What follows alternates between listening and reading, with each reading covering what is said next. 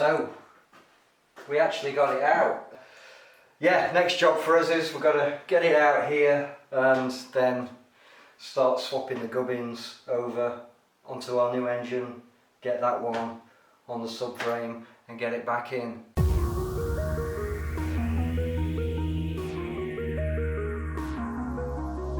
Right, so we have it fully out and into the light. We can start working on getting all this, what looks like spaghetti to me at the minute, off of there, swapped onto that, and then at some stage I'll take that engine off of that, off the subframe, and put that on, and then probably finish swapping bits. That's probably how it'll work out.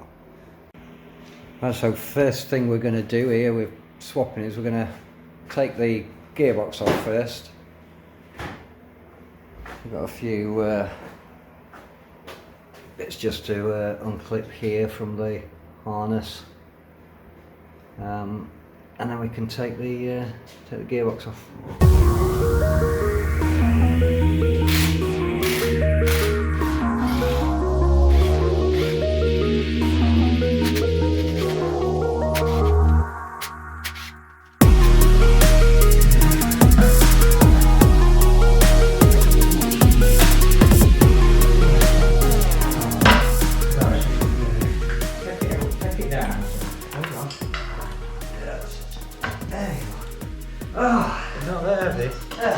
Heavy enough. Heavy enough.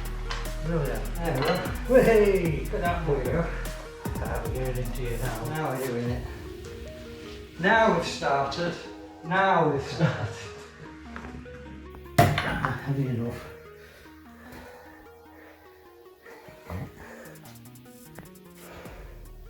So we're thoroughly into the job of swapping bits over. We've got Luke and his dad here, which is very useful because Luke's dad has done one of these before on a Mark 1 and he's totally steamed into it, which is fantastic, which is a memory test for me and our Andy. Just we've got to remember where it all goes, but we're trying to keep up. So get me in the way.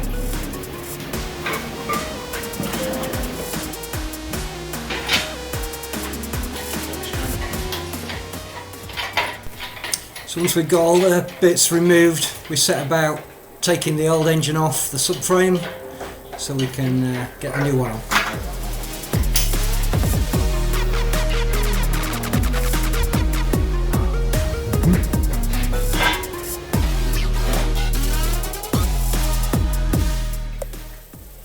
So you can see now, here we are, we've got our totally bare subframe. I think this marks the sort of halfway point. Now we've got to do everything in reverse. There's a new engine, we now get hoisted onto the subframe and we start to build it back up again.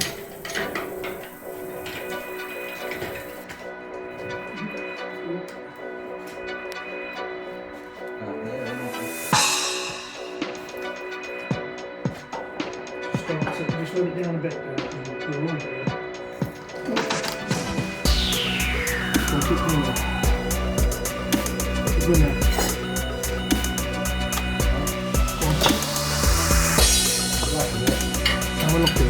We're in the side.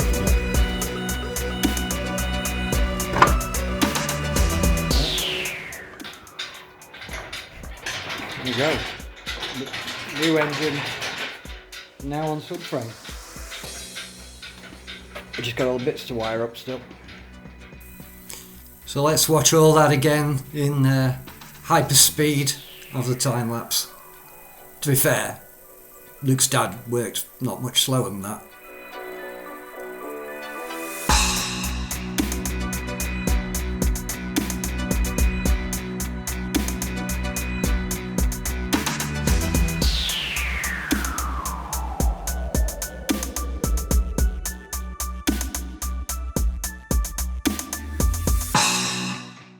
Right, so on the job again here, swapping our bits over for some new bits that we bought. Thanks to Malcolm, one of our subscribers, who advised we change this PCV valve, which I've learnt means permanent crank ventilation valve. and what it does is it lets gases out of the crank that may be there, and recycles them into the air intake. So anyway, thanks Malcolm, we've changed that.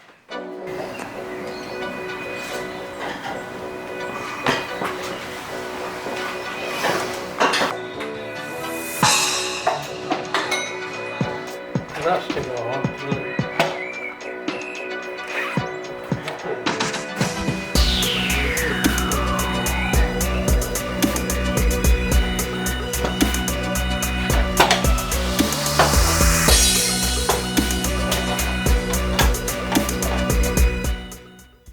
Okay, so we've got all the bits swapped onto the new engine, off of the old engine over here. Anybody wants it, make me an offer.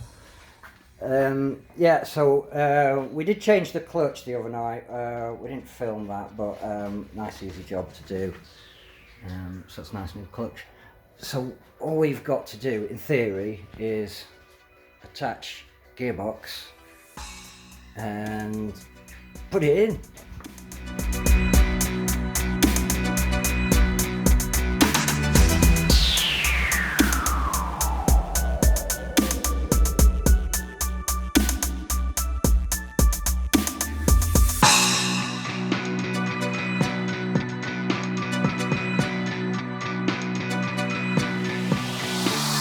Right, we pretty much have this engine back where it's supposed to be, and to just tighten the top of the shockers up.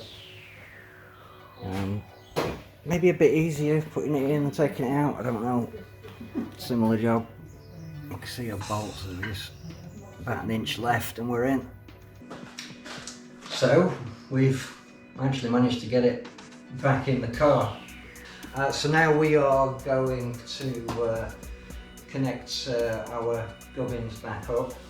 I'll just show you here. We have left the alternator off for the install. So we're going to make that our life a bit easier around that steering column, which we have got to get connected up and then get the alternator in there. I think the first thing we're going to do is get all these wired back up, get the coolant system connected up, fill it with coolant, fill it with oil, and then I think we're going to see if we can start it, which is exciting.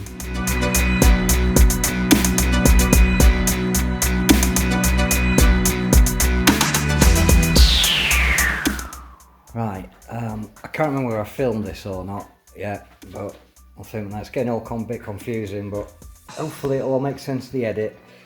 So Andy was right, the steering column was a pig to get back on. That's off at steering column anyway, that's going to be a pig to get back on. We had to take off the steering rack after install to give us room to get it on and push it on. It was all very fiddly, but we got it on. Now our next bit of fiddly is refitting the alternator that we'd left off to help the install be a bit easier, which it did. Now it's a tricky job to put it on, but it is a changeable part, so it should be straightforward. Right, I'm going in.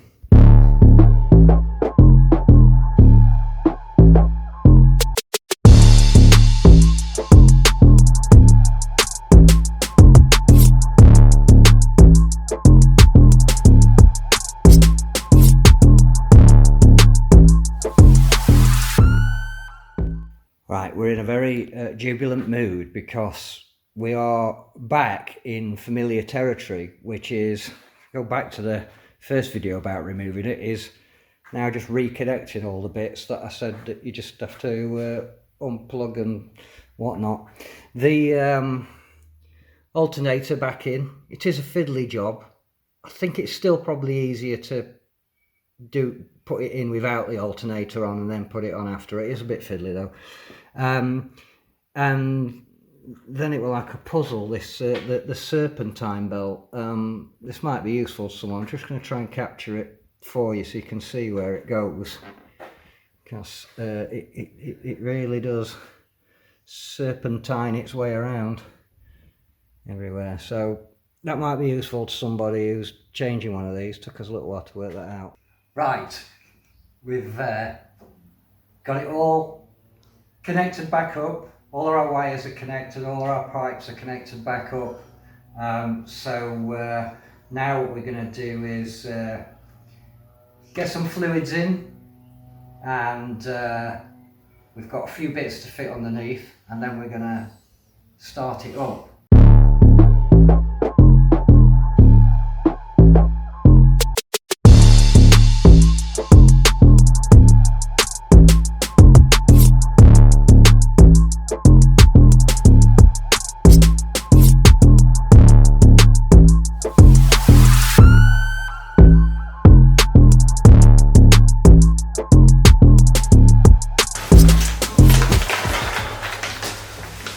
Where's fire extinguisher?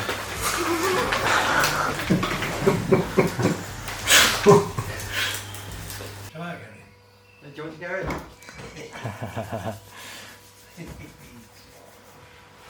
Right, we're off for a drive. That's it, we're going. This is it, yeah.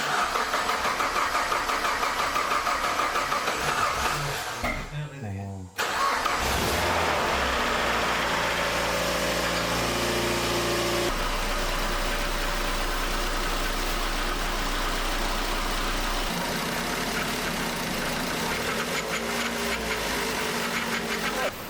We had a strange rattle when we first started up. Soon realised that it was the power steering pump, and to bleed it through the system more, we just went lock to lock until it was all sorted.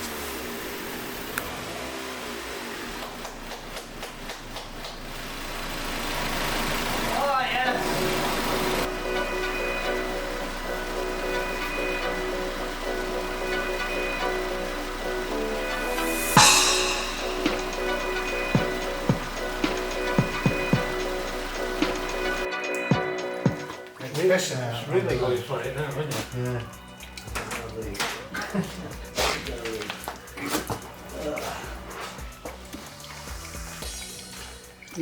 Yeah, I mean, there's loads of drips. You need a bigger bucket, huh?